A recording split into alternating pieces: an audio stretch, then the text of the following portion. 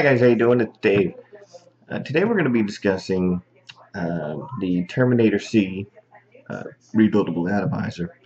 We're going to be unboxing, um, building a wick and coil, and doing a review on that atomizer.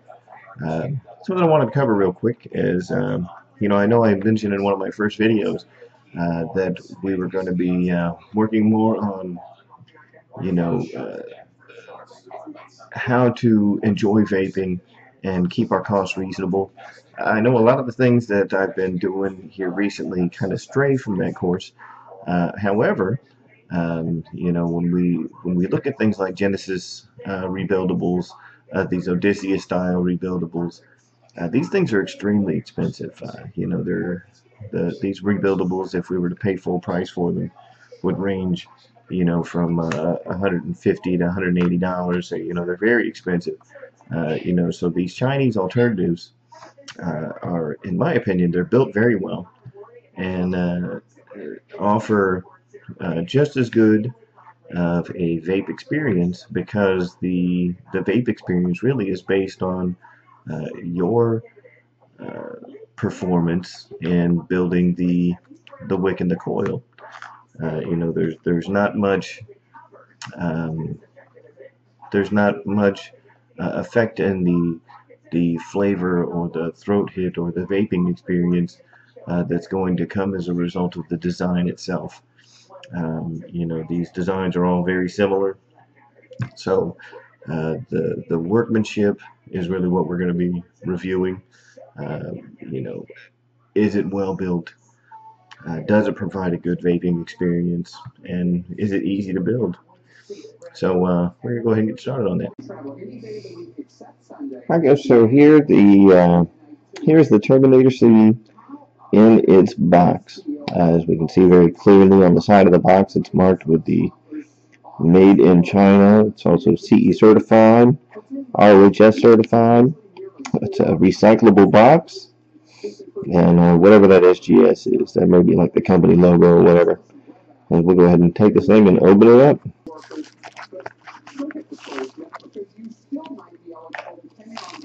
Alright, so as we can see, it's in a small little Ziploc bag here.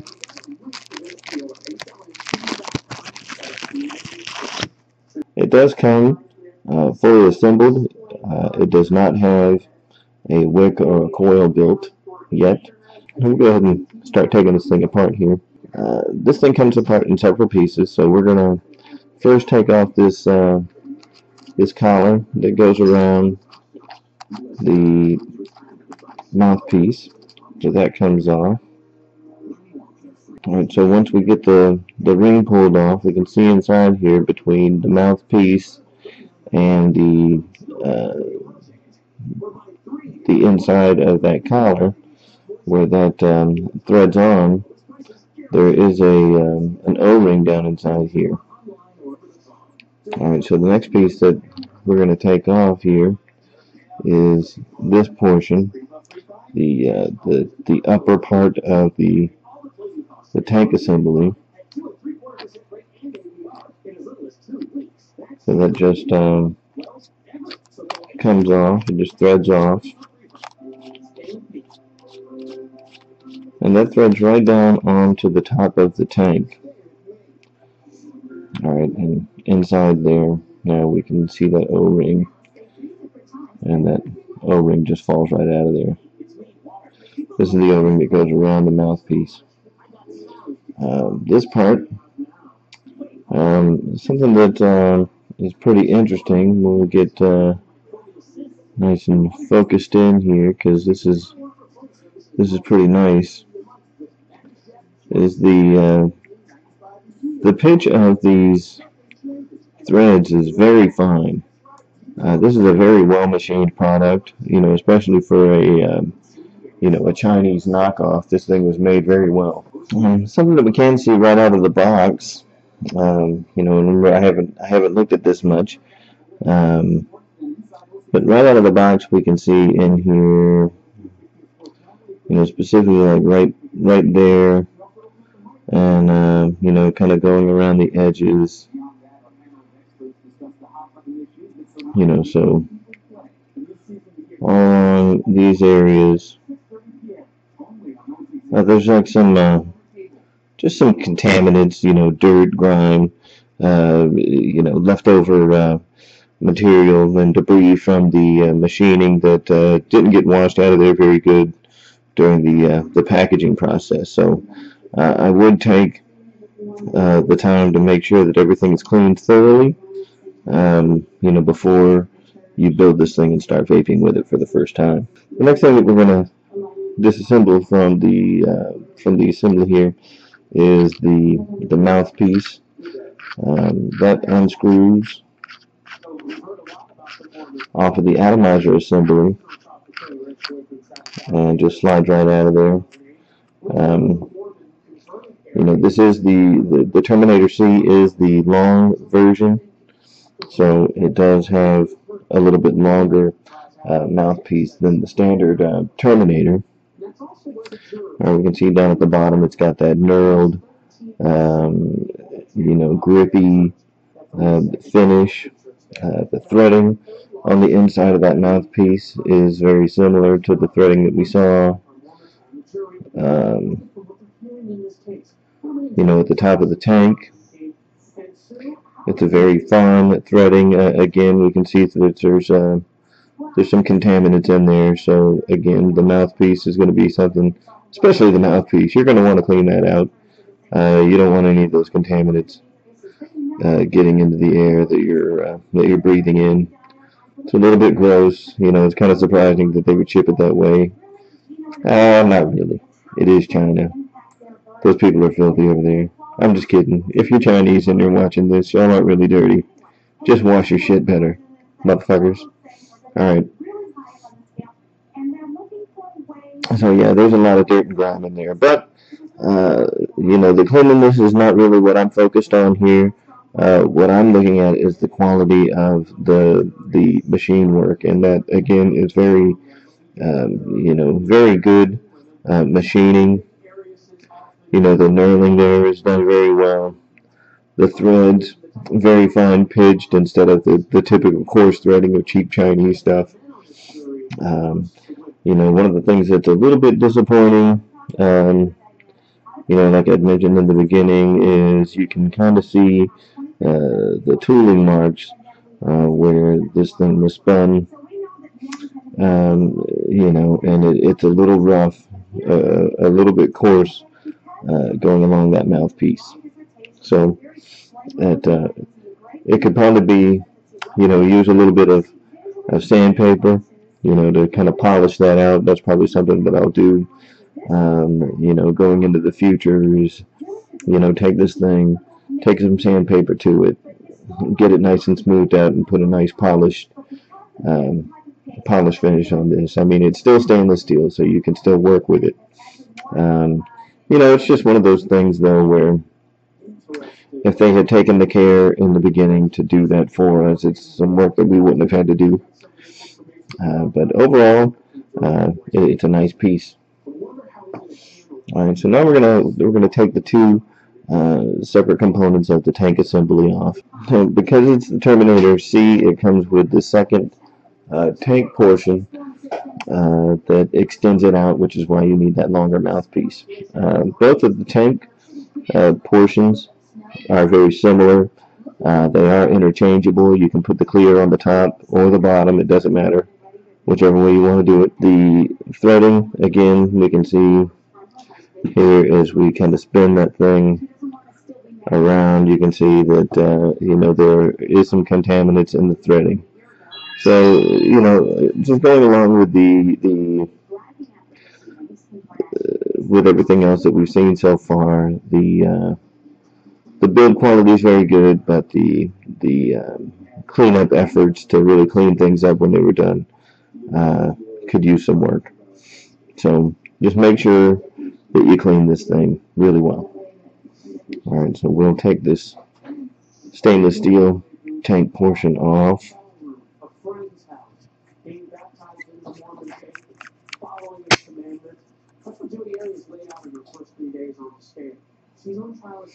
And the second portion of the tank, this is polycarbonate. You know, obviously the polycarbonate's probably molded.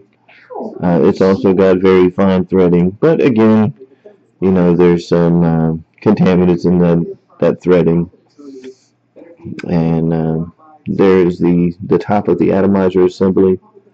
Um, you know, it's worth noting here that you know that each one of these portions of the tank assembly, and again, you can see here that these are identical as far as the sizes of them. So, if you were to have a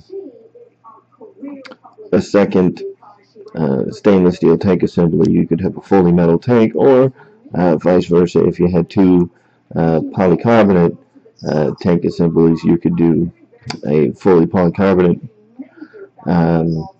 tank. Um, and also, it doesn't have to be built with both. You know, the long mouthpiece, you could build it with just a single tank and use the cap with the very long mouthpiece, or if you had the short mouthpiece, you could build it with the short mouthpiece. And you know, all things other than that second tank and the long mouthpiece are very similar to the standard Terminator. Alright, so we'll pull this polycarbonate portion of the tank off. We're going to unthread that polycarbonate tank off of the bottom cap and atomizer assembly.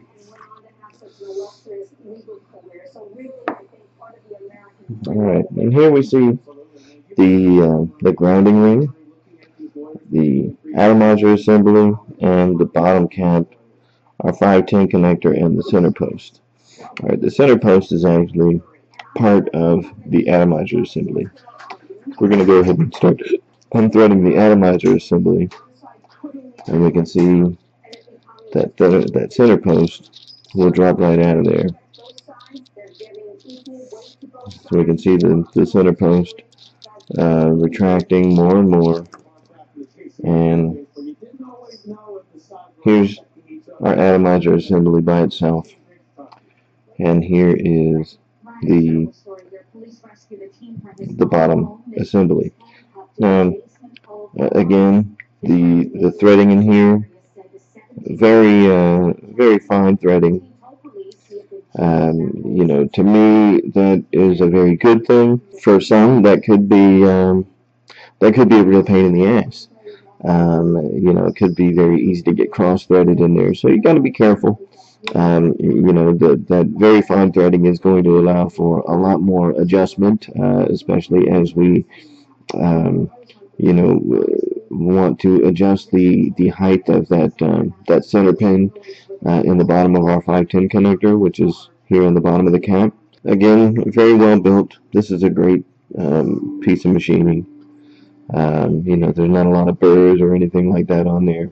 You know, contamination aside, it's not very clean, but the machining work is very, very good. You know, this is a very high quality piece. The price tag kind of goes along with that. These things retail for around $65.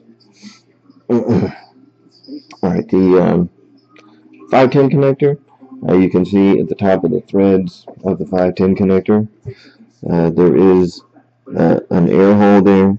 Alright, unlike the Genesis style RBAs that have the air hole at the top of the atomizer right next to the wick, the holes on these are down here, integrated into the 510 connector. So it's very similar to you know, other like a clearomizer type of setup, or even you know, a standard business atomizer where those air holes are down here. So just keep that in mind.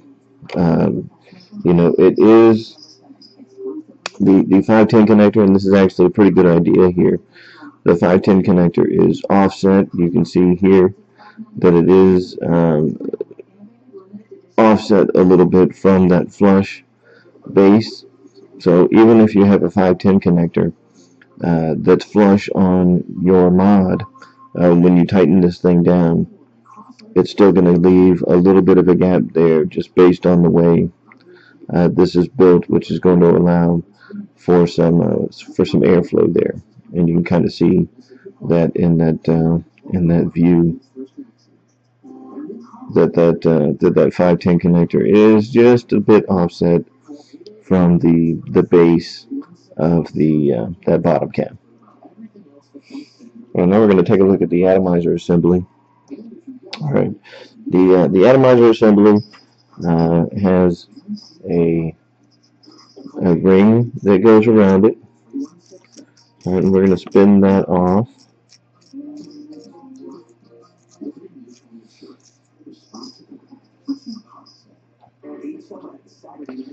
All right, it's also got a couple of milled areas down here. It's got a kind of a mystery O-ring.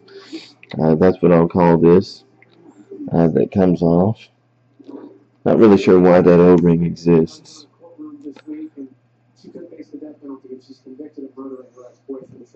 Alright, now it's got two. This is on the center post. You know, a couple of knurled knobs. It's got one knurled knob there, and that's what we'd use to clamp down our positive wire. You'll see that during the build process. Alright, and this portion also unscrews out of the assembly.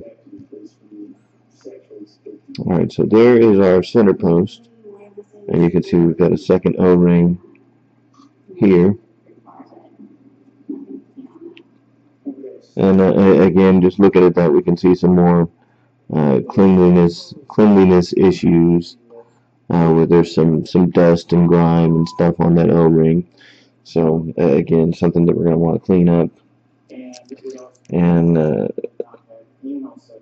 here is a top nut, you know, with a slot for a flathead screwdriver that screws down onto the top of the that center post, and that's what retains the ceramic cup into the atomizer assembly. So here's the threaded portion of the atomizer assembly along with the ceramic cup. Now again, this is ceramic, and we can see again cleanliness issues. Just needs to be cleaned up. Again, I mean that seems to be a pretty common thing as we've been disassembling this atomizer. You know, it was not very thoroughly cleaned by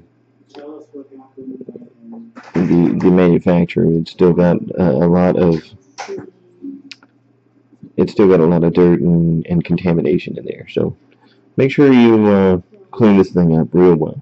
I can't say it enough. This thing has dirt all up in it, but you know, the build quality again, it's very good. So both on the inside of the ceramic cup, we can see, you know, contaminants all around there.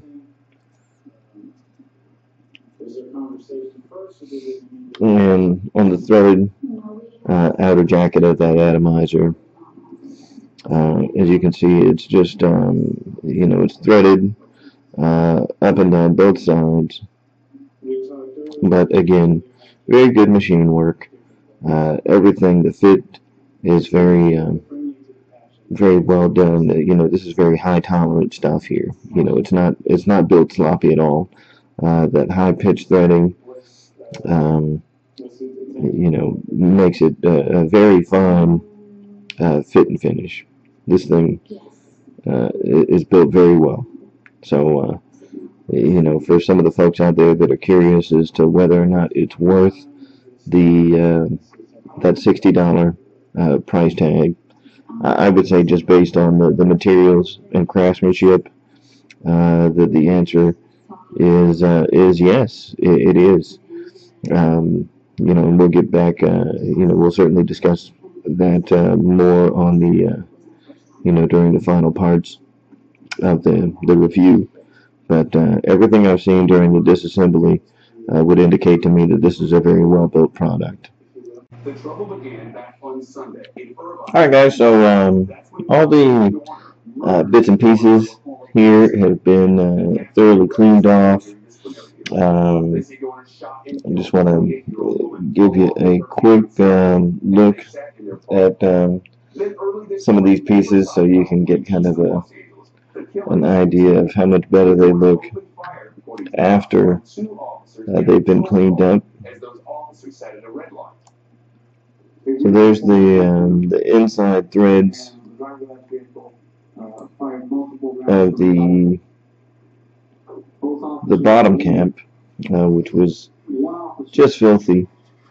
It's much cleaner looking now.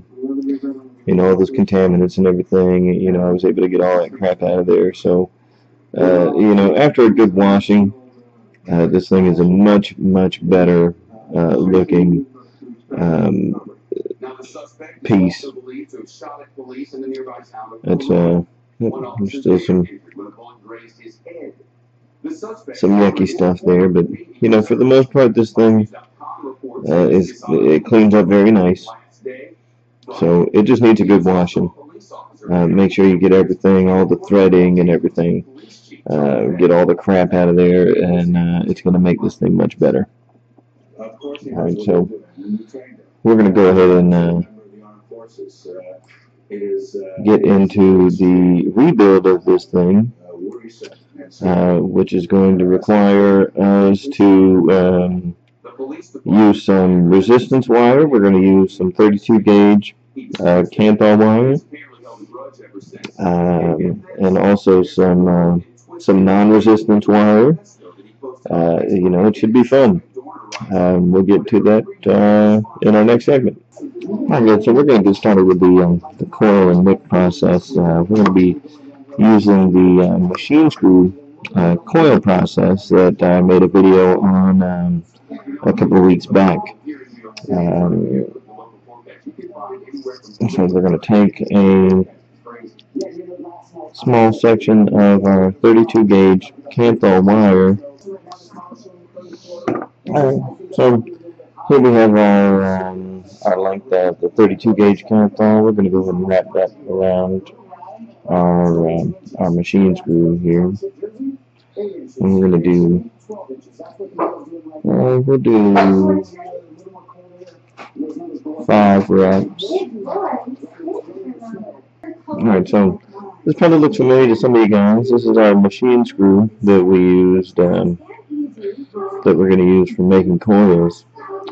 And we're going to use this to kind of hold some of the rigidity of this thing, because, you know, rather than attaching our no resistance wire first, we're going to use, we're going to do that now. So we're going to use the screw to kind of hold some rigidity, or to keep that coil rigid while we wrap our zero resistance wire and kind of join those two together to give our coil some zero resistance legs.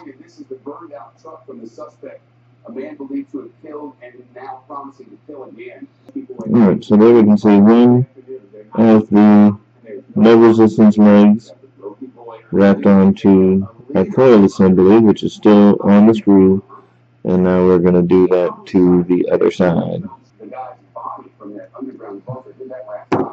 We'll have more from that bizarre online manifesto in which he apparently claims this is my last resort. And now we will twist those two together. In that manifesto, what he says about the suspect's past as we approach the bottom of the hour and the top of the news. Now we're going to take the resistance wire, bend it over, just like we did on the other side, and wrap it around. First full team gap. I wanted to call on a few people. Ashley Marshall. Since we're off and on the move, Ashley suggested we use FedEx office to hold packages for us. Great job. And on the protocol note, I'd like to talk to Tim Hill about his tendency to use all caps for emails. Oh, I'm sorry, guys. Sometimes the caps lock gets stuck on my keyboard. Hey, do you want to get a drink later? All packages at any FedEx office location. What we have there is our coil and our machine screw, and we just wrapped our two zero resistance legs on there, non-resistance legs. We're going to take that machine screw and drag it on out of there, and what we'll see is we've got 1, 2, 3, 4, and 5. Yep, 1, 2, 3, 4, 5 wraps on that coil. And with 32 gauge cathode, that should put us right around the 2 ohm range. Alright, so the next thing we're going to do is we're going to thread our silica wick through this coil. So as we get everything all situated, I have my 2 longer pieces of wick material on the bottom, and I've got 2 short pieces of wick material on the top. Alright, so now we're going to take this wick assembly, and we're going to start assembling our atomizer head. We're going to take our ceramic cup and put it down into our threaded atomizer collar. We're going to insert our center post up through the bottom, and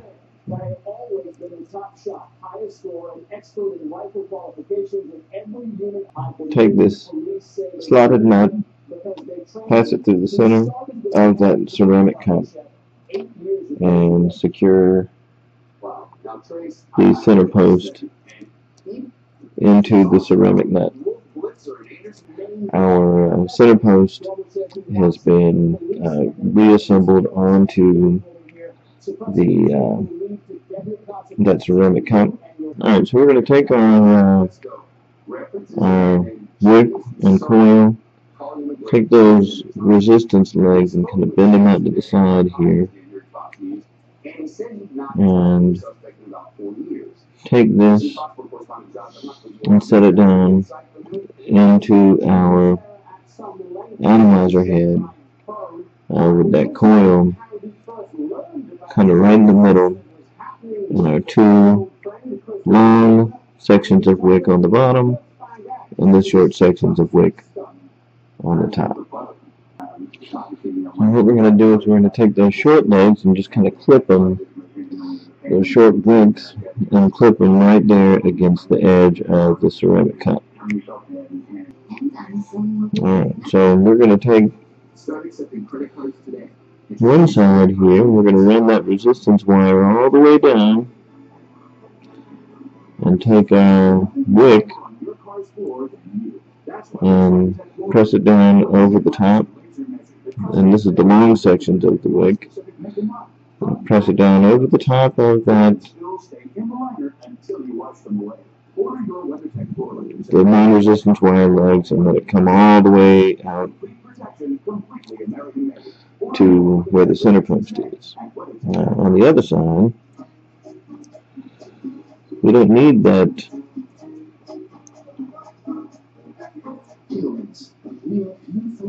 we don't want the leg to be underneath the wicking. So we're going to pass it through the center of the wicking. And we still want the center or the wicking to run all the way to the bottom, but we want that leg to come out through the middle, like you see there. So we're going to go ahead and take our collar here and screw that back down. Okay, and we can see as we screw this collar down, this side of the the non-resistance leg is just kind of sticking out there, and this one is still coming through the bottom. Alright, and we'll see why here in just a second. Alright, we also see on the opposite side that wick is covering up the resistance wire the whole way through. Alright, so that brings us to making our positive connection. We're going to take the resistance wire that's coming through the channel and bring it through here, and we're going to wrap that around our center post.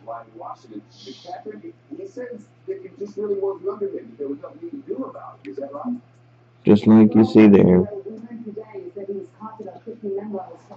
And then we're going to take was arrested in Pakistan in March of 2002 and then waterboarded by the CIA. And if he had objections, senators questioned why Brennan, then the deputy executive director of the agency. So now we have a positive wire sandwiched in to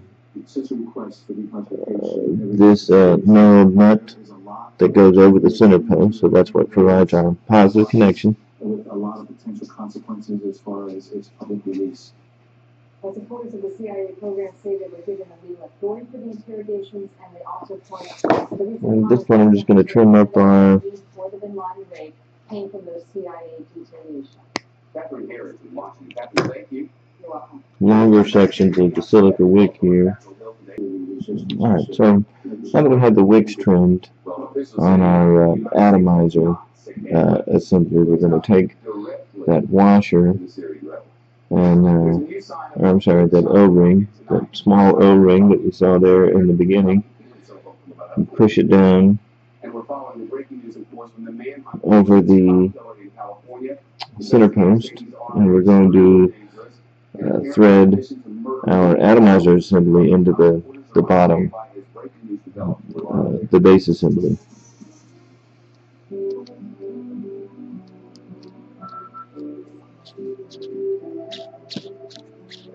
I'm going to continue threading that out there until the center post is flush with the bottom of that 510 connection, which we're good right about there. And then we're going to take our negative leg and pull it down, and then tighten up this collar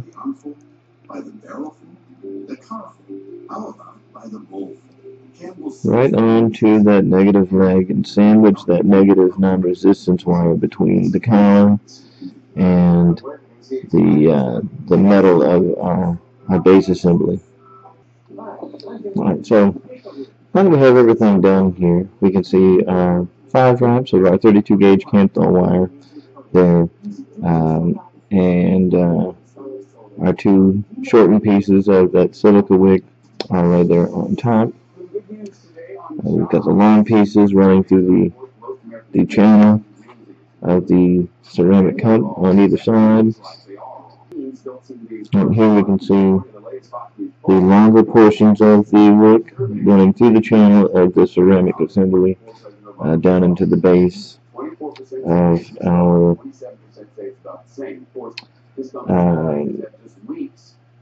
down into the base assembly of the atomizer. Alright, so now, just so you guys get an idea of kind of how this thing works. Alright, well, we can see right there below the coil, and the needle is kind of pointing at it right now. Right there is the air hole that runs through the atomizer assembly, and that goes here and here. Those are our airways. Alright, and it's also an open passage going from the center post here out to the top. Alright, so very much like the Kanger T3, these side air passages, alright, those side passages, once we get our mouthpiece on there and screwed down,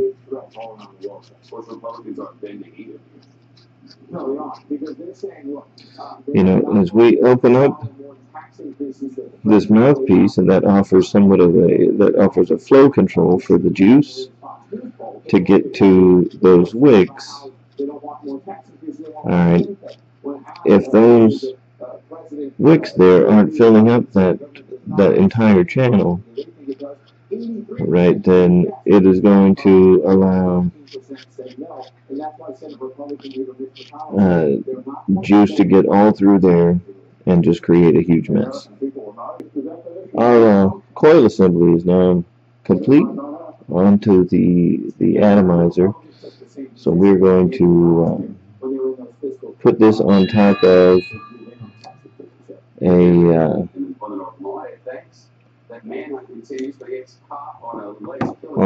mod and test everything and make sure it's all working before we do the final assembly and fill it up with juice. So we're going to take this coil assembly, our atomizer assembly with the completed coil, and put it down on top of our van mode.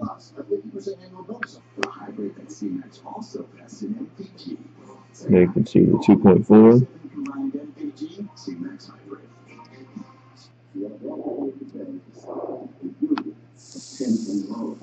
And there it goes. So before I put the mouthpiece back on, I'm just going to take a little bit of juice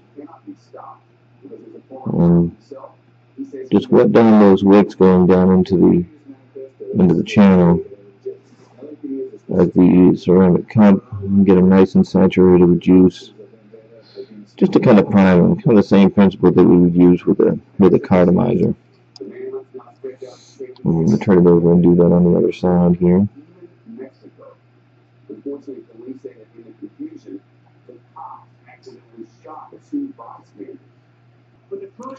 And now that wick's got some good saturation on it, we're going to go ahead and insert that mouthpiece down there. And initially we're going to go ahead and let it close down completely onto the atomizer. And as you'll be able to see, as we open that up, as we unscrew that, it exposes our wick. Alright, and that's how this thing is a flow control valve. As you open it and close it, it exposes that wick.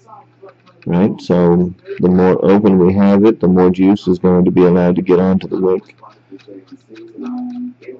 And as we close it, it's going to close down the ability for the juice to get onto the wick. Alright, so for the initial assembly though, as we start putting the tank sections back on, we're going to leave it closed. And so first we're going to go on with the polycarbonate tank. Next we're going to add our stainless steel tank section.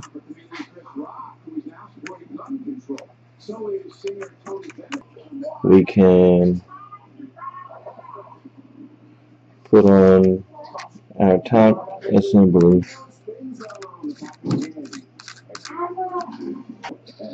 And so we're going to fill this thing from the small gap that goes between the mouthpiece, or our air control valve, and the side of that top cap.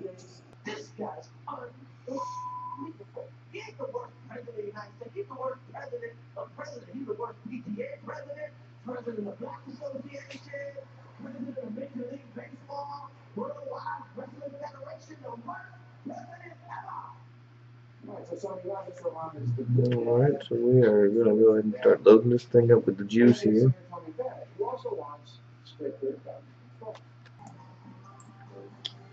And so you can see that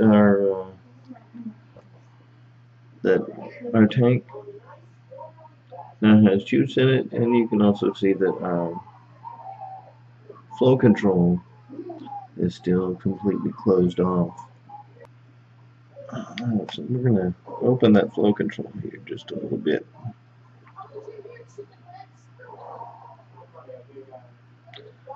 And you can see it opening there.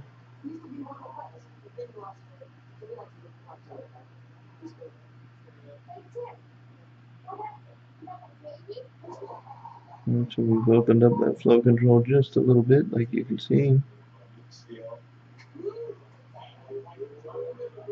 And we will go ahead and take some vapes and see how it does.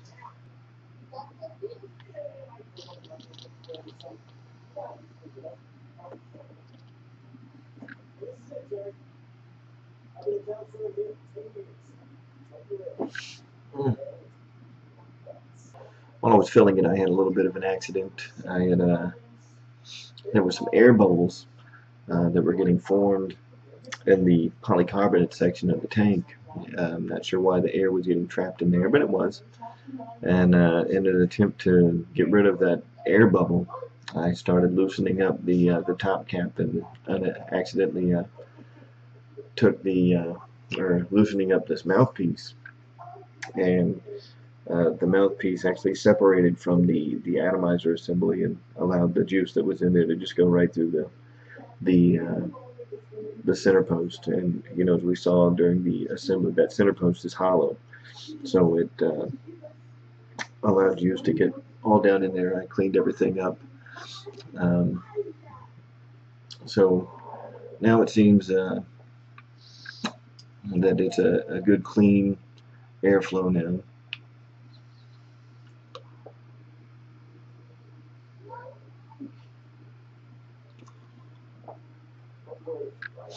And it's vaping really well. So we'll talk a little bit about this thing. The construction on this thing is very good. You know, as you can see here, it's got very tight seams along every joint. So the seam between the polycarbonate tank, the stainless steel tank, that bottom base assembly, the top assembly, you know, the only part that's really got any kind of a gap is where this top collar goes down that seats that O-ring, and as you tighten it, you know, tightens up the turning, you know, your ability to really get a hold of that mouthpiece to adjust your flow control.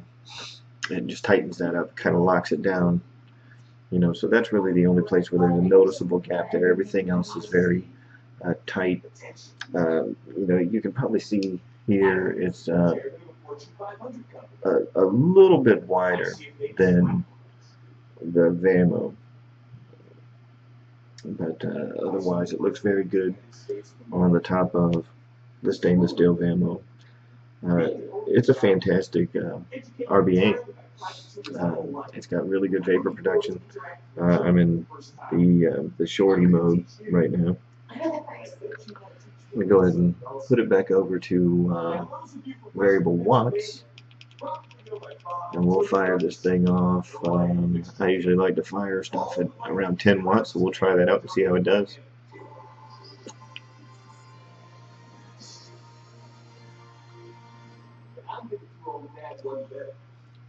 I'm not going to give you it. I'm going to show you the light. So I'll try that a little bit. I'll try and bump it down to 9.5. That the flavor wasn't as good as when I had it in variable volts, so we're just adjusting for flavor here. Hey there, Kenny. Hey there, Kenny. Both was great, Brad. We're going to turn this summer into the #1 weight loss infomercial in the country.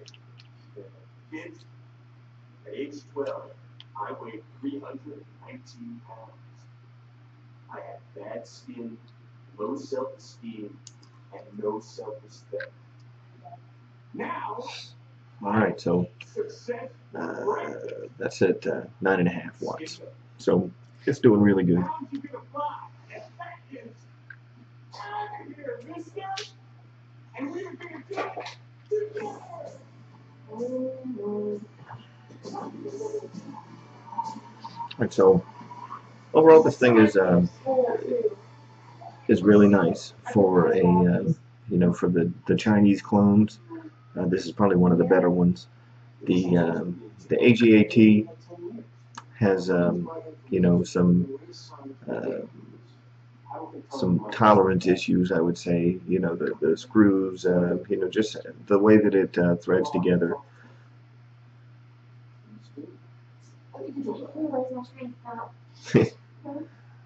The way that it threads together is the threads are very loose. This is very tight all around.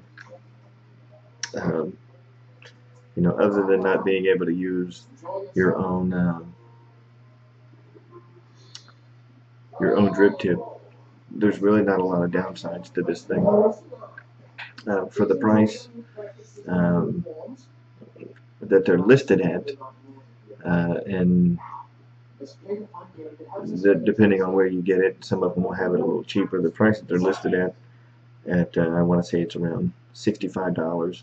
This thing is a steal. Obviously there's some places where you can get them much cheaper.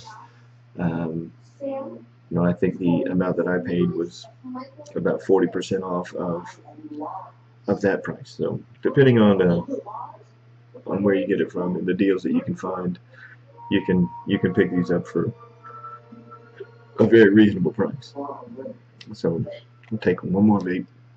Now, I must inform you, I have this daily deviated septum. When I sleep at night, I make a very disturbing sound. Yeah, it's still got excellent vapor production, especially for, right off the build. This thing does really well. It doesn't come with any kind of instructions, so